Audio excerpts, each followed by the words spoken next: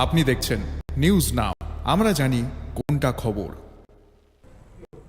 नमस्ते, आप सभी देख रहे हैं न्यूज नाउ में आज का समाचार। केंद्र सरकार ने फैसला किया है कि बजट में 100 दिनों की नौकरी गारंटी स्कीम के लिए आवंटित धनराशि फाइनेंशियल ईयर के फर्स्ट हाफ में 60% से अधिक खर्च नहीं की जाएगी। केंद्र सरकार के फैसले से त्रिपुरा जैसे सीमांत राज्यों पर सबसे ज्यादा असर पड़ेगा। क्या 100 दिन की नौकरी गारंटी योजना धीरे धीरे समाप्त हो जाएगी? इस पर पहले ही काफी चर्चा हो चुकी है। इस संबंध में लिए गए निर्णय से ग्रामीण विकास मंत्रालय को भी अवगत करा दिया गया है। अब से केंद्रीय वित्त मंत्रालय ने तय किया है कि बजट में 100 दिन की नौकरी गारंटी योजना के लिए आवंटित धनराशि वित्तीय वर्ष की पहली 6 माही में 60% से अधिक खर्च नहीं की जाएगी। दूसरे शब्दों में कहा जाए तो कितना भी काम हो, आवंटित धनराशि का 60% से अधिक खर्च नहीं किया जा सकता है। यह बात वित्त मंत्रालय ने निर्णय में लिया है। हालांकि केंद्र के इस निर्णय से त्रिपुरा जैसे देश के सीमांत राज्यों पर बहुत अधिक प्रभाव पड़ रहा है, जहां ग्रामीण अर्थव्यवस्था का मुख्य आधार 100 दिन की नौकरी गारंटी है। केंद्र सरकार की मांग के अनुसार हर वित्तीय वर्ष में इस क्षेत्र में बड़ी राशि लंबित रहती है। फिर से नई नौकरी की मांग के साथ नए जॉब होल्डर्स कार्ड बनाए जाते हैं। नतीजतन राज्य में धन की मांग बढ़ रही है, लेकिन कई मामलों में भ्रष्टाचार और अनियमितताएं विभिन्न राज्यों में हुई है और अभी भी हो रही है। जिन लोगों के पास पैसा होना चाहिए उन्हें पैसा नहीं मिल रहा है। केंद्र सरकार का मानना है कि सरकारी पार्टी और उनके करीबी लोग वास्तविक लाभार्थियों के नाम पर पैसा लूट रहे हैं। विभिन्न राज्य उपयोगी प्रमाण पत्र जारी नहीं कर रहे हैं और इसी वजह से कई राज्यों की बकाया राशि अभी भी चुकाई नहीं गई है। इसे देखते हुए वित्त मंत्रालय ने यह कड़ा फैसला लिया है। इसी बीच विपक्षी राजनीतिक दलों ने इस फैसले को लेकर सरकार की तीखी आलोचना करना शुरू कर दिया है। विभिन्न राजनीतिक दलों ने एक बयान में कहा, मोदी सरकार 100 दिन की नौकरी गारंटी योजना को बहुत ही कुशलता से बर्बाद कर रही है। पहले तो लगातार 2 वर्षों के बजट में इस योजना के लिए आवंटित एक जैसी धनराशि की गई। पिछले वित्तीय वर्ष में बजट में 86,000 करोड़ रुपए आवंटित किया गया। इस बार भी 2025 के लिए बजट घोषणा में इतनी ही धनराशि आवंटित की गई। इसके ठीक बाद वित्त मंत्रालय ने पहली तिमाही की खत्म होने से पहले घोषित किया कि मासिक व्यय लक्ष्य तय किया जाएगा और 60% से अधिक खर्च नहीं किया जा सकता है। इस नीति के कारण अगले सितंबर तक जो भी व्यय की आवश्यकता होगी उससे 55 या 60,000 करोड़ रुपए के भीतर ही सीमित रखा जाएगा। 100 दिन की नौकरी गारंटी योजना एक कानून है, यह सिर्फ एक सरकारी योजना नहीं है। इस कानून के अनुसार अगर कोई काम करना चाहता है तो उसे काम दिया जाना चाहिए। अगर आवेदक को काम नहीं मिलता है तो उसे कोर्ट जाने की छूट है। यह कानून है। ऐसे में एक निश्चित राशि इस तरह से खर्च किए जाने की यह निर्णय क्यों लिया गया है? विपक्ष ने इस पर भी सवाल उठाया। तो क्या आने वाले दिनों में इस योजना को धीरे धीरे लागू करना बंद कर दिया जाएगा? इस पर भी सवाल उठाए जा रहे हैं। हालांकि केंद्र सरकार ने साफ कर दिया है कि ऐसी कोई योजना नहीं है, बल्कि केंद्र का दावा है कि यह योजना पारदर्शिता के साथ चले, इसीलिए यह फैसला लिया गया है। बता दें कि वर्तमान में 100 दिन की नौकरी गारंटी योजना के तहत 6,91,112 रजिस्टर्ड जॉब कार्ड होल्डर है।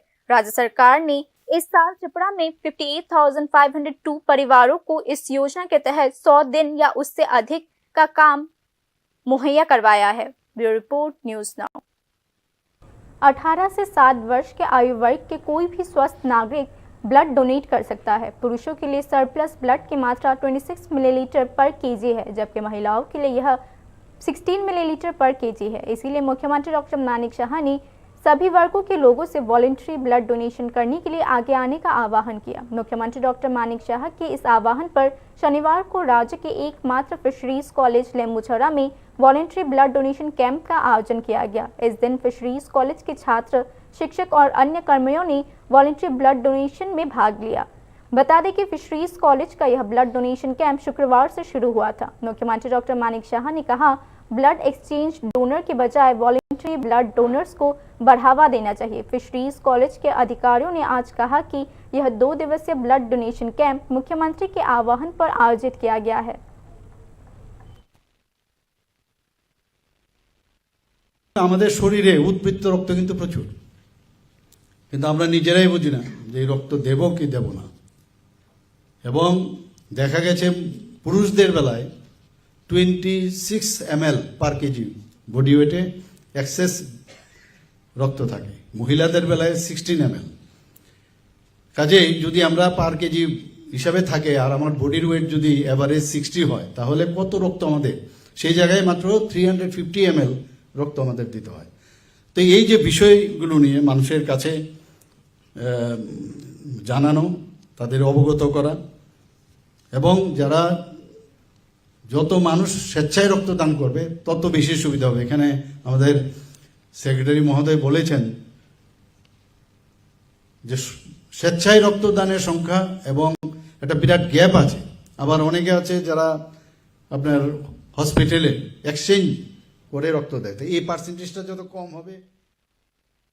वर्ल्ड ब्लड डोनर डे के अवसर पर आयोजित समारोह में मुख्यमंत्री डॉक्टर मानिक शाह ने कहा, आवेदन के अनुसार ब्लड बैंक्स में ब्लड की मात्रा बिल्कुल सही है। राज्य सरकार ब्लड बैंक्स के लिए बुनियादी ढांचों के विकास पर भी जोर दे रही है।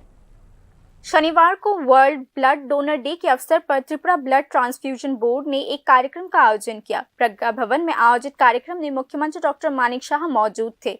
मुख्यमंत्री डॉक्टर मानिक शाह ने कहा कि पिछले वित्तीय वर्ष में त्रिपुरा में 40 लाख लोगों के लिए 42,000 यूनिट रक्त था, जहां आबादी के 1% की दर से रक्त का स्टॉक होना वांछनीय है। इस संबंध में मुख्यमंत्री ने यह भी कहा कि राज्य में ब्लड बैंक्स के बुनियादी ढांचों को विकसित करने पर जोर दिया जा रहा है। আমাদের পপুলেশনের 1% রক্ত আমাদের থাকতে হবে যে কোনো স্টেটের। তো 1% যদি আমরা ধরি, তাহলে ত্রিপুরার যদি 40 লক্ষ লোক হয়, তাহলে 40,000 ইউনিট আমাদের সবসময় থাকতে হবে। তো সেই অনুযায়ী এখন পর্যন্ত যা দেখা গেছে, আমরা কিন্তু সেভাবে গত অর্থ বছরে আমাদের প্রায় 42,000 মানে ব্লাড ইউনিট ছিল। তো আমরা কিন্তু এখনো ব্যালেন্স করে আছি এবং আমি আশা করি এর মধ্যে যাতে কোনো অবস্থায় গ্যাপ না হয়। আমাদের এখানে বর্তমানে 6টি জেলা হাসপাতালে ব্লাড ব্যাংক চালু রয়েছে। দক্ষিণ জেলায় গুমতি, খোয়াই, ধলাই, ঊনকোটি এবং উত্তর জেলায়। সিপাহীজলার বিশালগড় মহকুমা হাসপাতালে ব্লাড ব্যাংক চালু রয়েছে। পশ্চিম ত্রিপুরা জেলায় 4টি ব্লাড ব্যাংক রয়েছে। এজিএমসিতে আছে, আইজিএমে আছে 2টি, টিএমসি এবং আইএলএসে আছে 2টি। রাজ্য জেলা স্তরে 4টি ব্লাড কম্পোনেন্ট সেপারেশন ইউনিট আছে। আমরা তার ইনফ্রাস্ট্রাকচার ডেভেলপ করছি আরও অনেক জায়গায়, যেমন ঊনকোটি, শান্তিরবাজার এবং বিলোনিয়া মহকুমা হাসপাতালে, বিশালগড় মহকুমা হাসপাতালে সেই ইনফ্রাস্ট্রাকচার ডেভেলপ করার প্রক্রিয়া চলছে। মহকুমা হাসপাতালে আমাদের 4টি ব্লাড ব্যাংক আছে, বিলোনিয়া, বিশালগড়, তেলিয়ামোড়া এবং কমলপুর হাসপাতালে। 7টি ব্লাড স্টোরেজ সেন্টার রয়েছে। কুমলুঙে আছে একটা, সাবরুম মহকুমাতে আছে, অমরপুর, মেলাঘর, গন্ডাছড়া, লংতরাইবেলি এবং কাঞ্চনপুরে। তো আমরা ত্রিপুরা সরকার স্বাস্থ্য দপ্তরের তরফ থেকে আমরা সব জায়গায় চেষ্টা করছি মানুষের প্রয়োজনে যা যা দরকার সেগুলো আমরা করার। 5G के दौर में जहां QR कोड के जरिए रक्त की मांग और रक्तदान के बारे में विस्तृत जानकारी मिल सकती है, वहीं मुख्यमंत्री डॉक्टर मानिक शाह ने त्रिपुरा ब्लड ट्रांसफ्यूजन बोर्ड के ब्लड बैंक वेब पोर्टल की तारीफ की। इस दिन मुख्यमंत्री ने रक्तदान के प्रति जन जागरूकता पैदा करने पर भी जोर दिया। এটা ত্রিপুরা রক্ত কোষ যে ত্রিপুরা স্টেট ব্লাড ট্রান্সফিউশন কাউন্সিলের মাধ্যমে ওয়েব পেজ তৈরি করেছে, সেটা অবশ্যই আগামী দিনে, এখন টেকনোলজির যুগ, এই টেকনোলজির মাধ্যমে হন্যে হয়ে ঘুরার দরকার নেই। এখন হচ্ছে আর্টিফিশিয়াল ইন্টেলিজেন্সের যুগ, 5Gর যুগ। সব মিলে যখন এই কাজগুলো, যখন এখানে কিউআর কোডও দেখলাম একটু আগে, কিউআর কোডও আছে, তার মধ্যে কোথায় আপনার চাহিদা আছে বা কোথাও আপনাকে কল করবে, সে অটোমেটিক্যালি হয়ে যাবে, আপনি নিজেও গিয়ে ব্লাড দিতে পারবেন। আমাদের সবচেয়ে যে বড় বিষয় সেটা হচ্ছে রক্তদানের গুরুত্ব সম্পর্কে অ্যাওয়ারনেস করা, মানুষকে বোঝানো। আজকে এখানে আমরা প্লেজ করেছি, একটু যেখানেই আপনারা বসবেন সেখানেই এই বিষয়গুলো নিয়ে আলোচনা করা, কারণ আমরা যত অ্যাওয়ারনেস করতে পারবো ততই মানুষ কিন্তু আরো উদ্বুদ্ধ হবে। राज्य में फिलहाल कुल 14 ब्लड बैंक्स है। इस मामले में सरकारी ब्लड बैंक्स की संख्या 12 और निजी ब्लड बैंक्स की संख्या 2 है। इसके अलावा राज्य में कुल 6 ब्लड कॉम्पोनेंट सेपरेशन यूनिट्स भी है। इस मामले में सरकारी ब्लड कॉम्पोनेंट सेपरेशन यूनिट की संख्या 4 है। राज्य में ब्लड बैंक की संख्या बढ़ाने के साथ साथ एकीकृत रक्त की प्रभावशीलता और उपयोगिता बढ़ाने के लिए ब्लड कंपोनेंट सेपरेशन यूनिट्स की स्थापना को भी जोर दिया जा रहा है। यह बात आज मुख्यमंत्री डॉक्टर मानिक शाह ने कही। Bureau report, news now.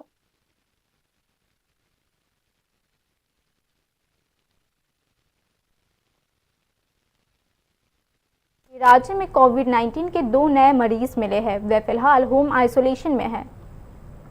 Tripura में फिर से कोरोना के मरीज मिले हैं। पिछले 24 घंटों में 2 लोगों में कोरोना की पुष्टि की गई है। कोरोना संक्रमित लोगों को घर में ही आइसोलेशन पर रखा गया है। त्रिपुरा के हेल्थ डायरेक्टर डॉक्टर तपन मजुमदार ने बताया कि राज्य में फिलहाल 2 कोरोना संक्रमित मरीज हैं। उन्होंने यह भी बताया कि कोरोना संक्रमित मरीज धौलाई और दक्षिण त्रिपुरा जिले के निवासी है।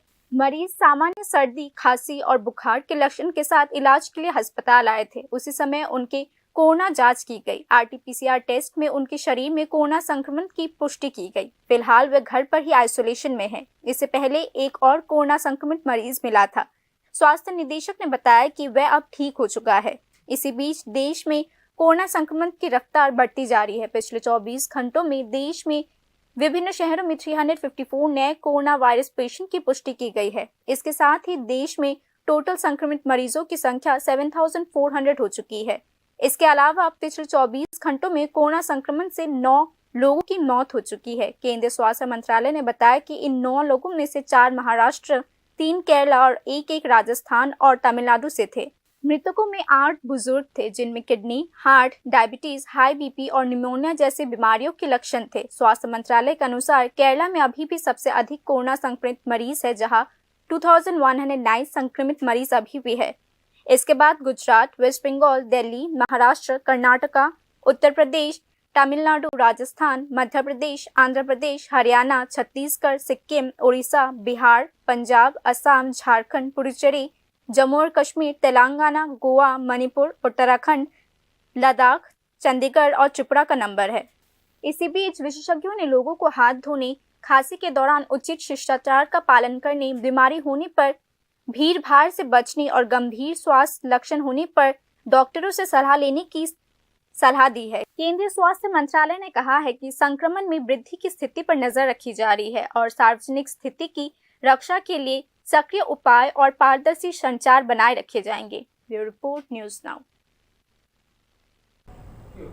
IPFT के युवा संगठन यूथ IPFT का राज्य सम्मेलन शनिवार को आयोजित किया गया। अगरतला के दशरथ देव भवन में आयोजित सम्मेलन में मंत्री शुक्लाचरण नोआतिया मौजूद थे।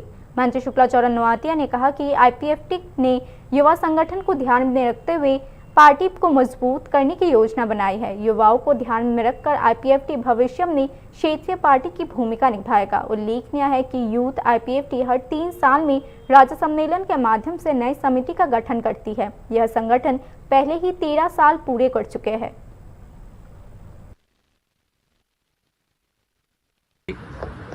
যুব সংগঠনকে আমরা অত্যন্ত গুরুত্ব দিয়ে আগামী দিনে আমাদের দল এই রাজ্যে পূর্ণ সমর্থন নিয়ে শক্তিশালী হওয়ার জন্য আমরা আমাদের যুব সংগঠন তারা অত্যন্ত ভূমিকা নিয়ে কাজ করছে এবং মূলত আমাদের দলের যে আগামী দিনের রাজনীতিক সেটা আমাদের দল সারা রাজ্যের ক্ষেত্রে বিগত বছরে বা স্বর্গীয় এনসি দেববর্মা উনি থাকার সময় যেইভাবে কাজ করছেন সেই রকমভাবে আমরা আমাদের দল আগামী দিনে আরও বিভিন্ন কর্মসূচি নিয়ে আমরা এগিয়ে যাব। মূলত আমাদের যা একটা আঞ্চলিক রাজনীতি দলের যে আইডিওলজি সেই আইডিওলজিকে নিয়ে আমরা এগিয়ে যাব। बाकी की खबरें अंतराल के बाद। আপনি দেখছেন নিউজ নাও, আমরা জানি কোনটা খবর। প্রথম আলো এলো শুদ্ধ সকাল, শুদ্ধ সলিলে আজ বাজালো ত্রিতাল, মন্দিরে শুদ্ধ পূজার ধ্বনি, অগ্নি শুদ্ধ হলো এই সিঞ্জেরি, পরিণীতা নারী তুমি অনুপমা, শুদ্ধ সোনায় সাজো হে নিরুপমা। শুদ্ধতার স্বর্ণ মন্দির, কালিকা জুয়েলার্স, আগরতলা।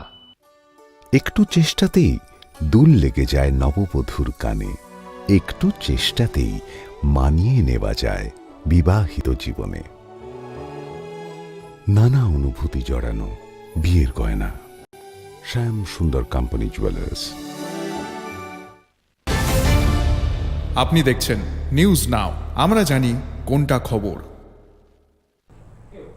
बाकी की खबरें कुछ इस प्रकार है। राज्य सरकार ने एक संवाददाता सम्मेलन में कहा कि डिपार्टमेंट ऑफ ट्राइबल वेलफेयर के साथ साथ अन्य विभागों को भी धरती आबा जन भागीदारी योजना के अंतर्गत पर्याप्त धनराशि प्राप्त हुई है। राज्य सरकार को धरती आबा जन भागीदारी केंद्रीय योजना के लिए पर्याप्त धनराशि प्राप्त हुआ है। इस संबंध में केंद्र सरकार ने त्रिपुरा ट्राइबल वेलफेयर डिपार्टमेंट को अगले 5 वर्षों के लिए धनराशि स्वीकृत की है। शनिवार को आयोजित एक प्रेस कॉन्फ्रेंस में त्रिपुरा ट्राइबल वेलफेयर डिपार्टमेंट ने यह जानकारी दी। সেই অভিযানের এটা নাম দেওয়া হয়েছে ধরতি আভা জন ভাগীদারি অভিযান। জন ভাগীদারি কারণ মানুষকে ব্যাপকভাবে এটাতে যুক্ত করা হবে। আমরা দেখেছি আমাদের ত্রিপুরা রাজ্যে এই প্রকল্পের মধ্যে স্যাংশন পাওয়ার ক্ষেত্রে আমরা ভারতবর্ষের ফ্রন্ট লাইন স্টেটগুলির মধ্যে রয়েছি। সম্প্রতি গত 3রা জুন গুয়াহাটিতে যে কেন্দ্রীয় মন্ত্রক রয়েছে, কেন্দ্রীয় জনজাতি মন্ত্রণালয়, তাদের পরিচালনায়, তাদের ব্যবস্থাপনায় গুয়াহাটিতে 3রা জুন রিজনাল ওয়ার্কশপ হয়েছে, যেখানে নর্থ ইস্টার্নের সবগুলো স্টেটস উপস্থিত ছিলেন এবং কেন্দ্রীয় মন্ত্রকের সমস্ত অফিসাররা উপস্থিত ছিলেন। সেখানে আমরা দেখেছি যে ত্রিপুরা লিড স্টেট হিসেবে চিহ্নিত হয়েছে। আমাদের যে প্রকল্পের প্রণয়ন আমরা করেছিলাম, সেই প্রকল্পের ইতিমধ্যে যেটা স্যাংশন সেটা আমরা পেয়েছি।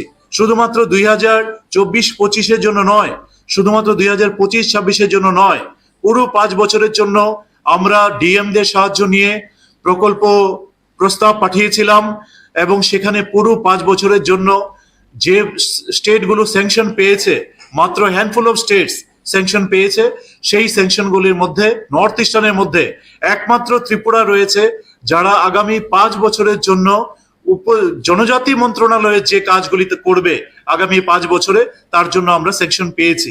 केंद्र सरकार ने ट्राइबल वेलफेयर डिपार्टमेंट के साथ साथ राज्य सरकार के अन्य विभागों को भी धनराशि आवंटित की है।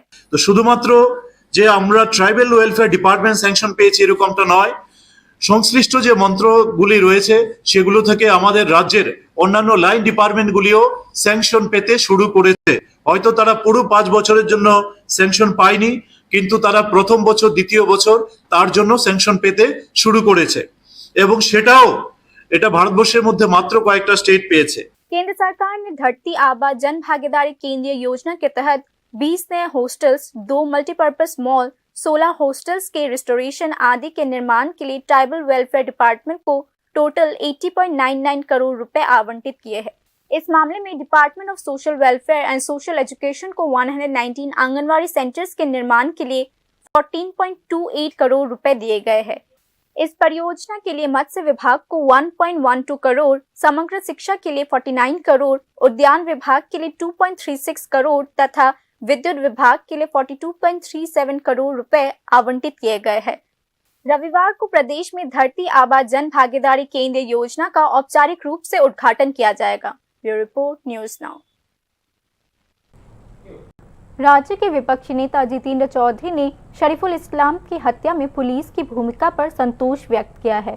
शनिवार को सीपीआईएम के एक प्रतिनिधिमंडल ने शरीफुल इस्लाम के परिवार से मुलाकात की। इस दौरान विपक्ष के नेता जितेंद्र चौधरी भी वहां मौजूद थे। उन्होंने कहा कि 2 अलग अलग धर्मों के युवक युवतियों के बीच प्रेम संबंध होना सामान्य है, लेकिन धर्म के फ्लैग बेयरर्स इसे स्वीकार नहीं कर सके। इसी का नतीजा है कि शरीफुल इस्लाम को मौत के घाट उतार दिया गया।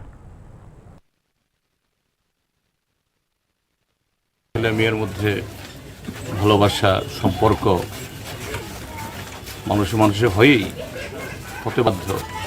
হিন্দু, মুসলমান, শিখ, খ্রিস্টান, বৌদ্ধের মধ্যে এটাও তাই হয়েছে। ছেলেটাও মেয়েটাকে ভালোবাসত, মেয়েটাও ছেলেটাকে খুবই ভালোবাসত এবং 2 পরিবারে জানাজানি হয়। কিন্তু মাঝখানে ওই শক্তি, অপশক্তি,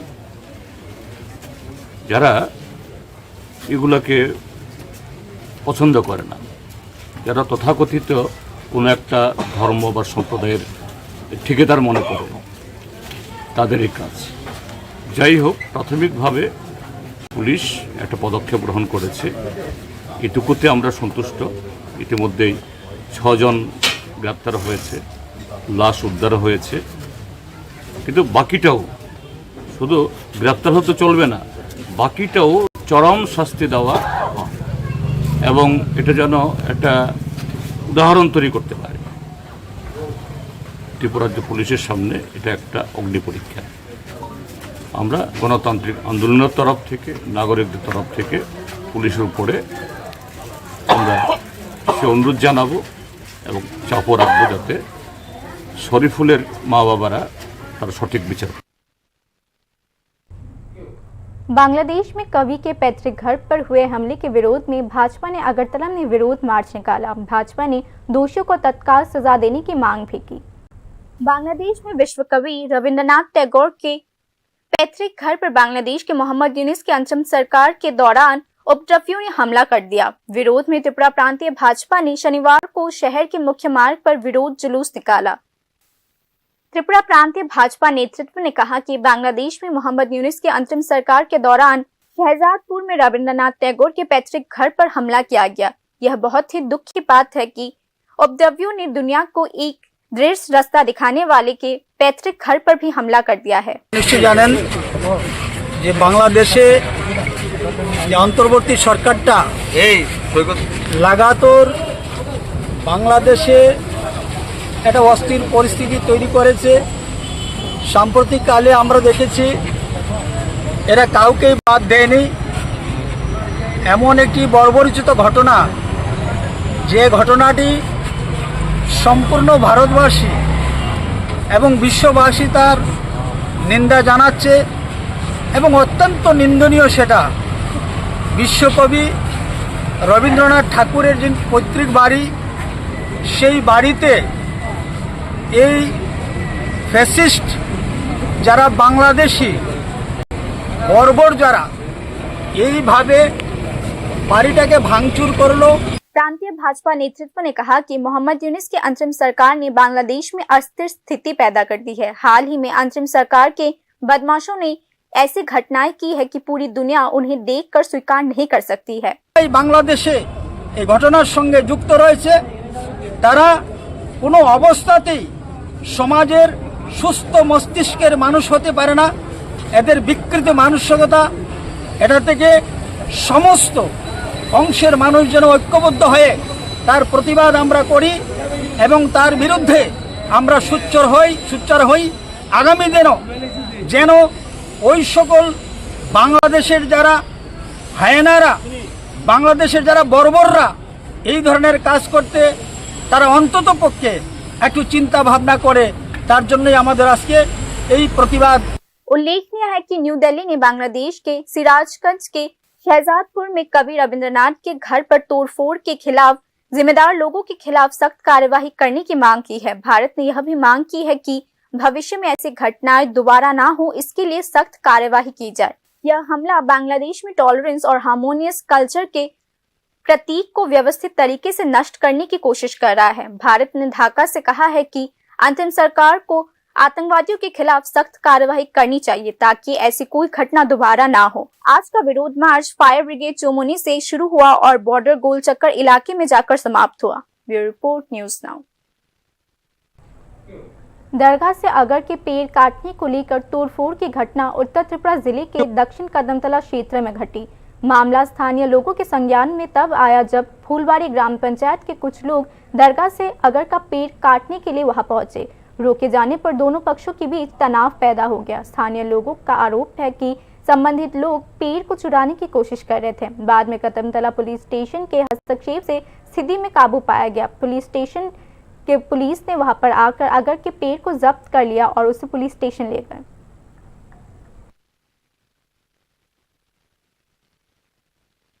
অনেক পুরানো একটি আমাদের মুসলিম সম্প্রদায়ের কবরস্থান রয়েছে। আমরা শুনতে পেলাম হঠাৎ করে যে এখানে কে বা কারা গাছ চুরি করছে।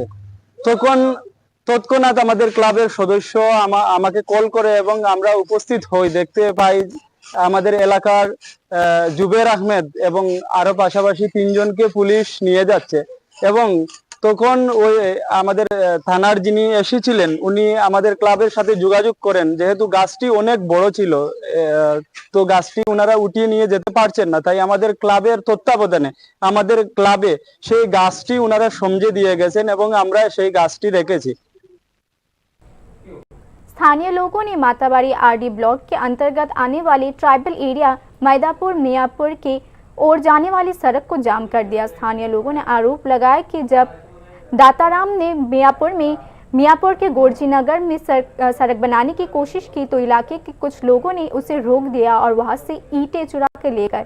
लंबे सड़क जाम के बाद आखिरकार पुलिस ने स्थिति पर हस्तक्षेप करके स्थिति पर नियंत्रण किया। এখানে একটা ইট ছলিং ছিল, ইট ছলিংকে উনি নিজের পোটের ফায়দা উঠিয়ে উনি অনেক দাপট খাটিয়ে ওই রাস্তাকে উনি বাড়ির নিজের বাড়িতে ইট তুলে নিয়ে রাস্তা দিয়ে বেহাল দশা করে দিয়েছেন। কেউ যদি ওনাকে প্রতিবাদ জানাতে গেলে অনেক রকম বইভীতি দেখিয়ে এবং ওনাদের নামে থানা বিভিন্ন মামলায় দাখিল করেছেন এবং বিভিন্নকে আরো বইভীতি দেখেছেন, যার ফলে কেউ আর মুখ খুলতে পারেনি। বর্তমান সরকার আসার পর সরকারকে অনেক বদনাম করছেন যে সরকার রাস্তা দিয়ে দিতে পারে না, এই করতে পারে না, সেই করতে পারে না, বিভিন্নভাবে বদনাম করছেন। কিন্তু আমাদের बाकी की न्यूज अपडेट्स के लिए देखते रहिए न्यूज़ नाउ। शुभ रात्रि।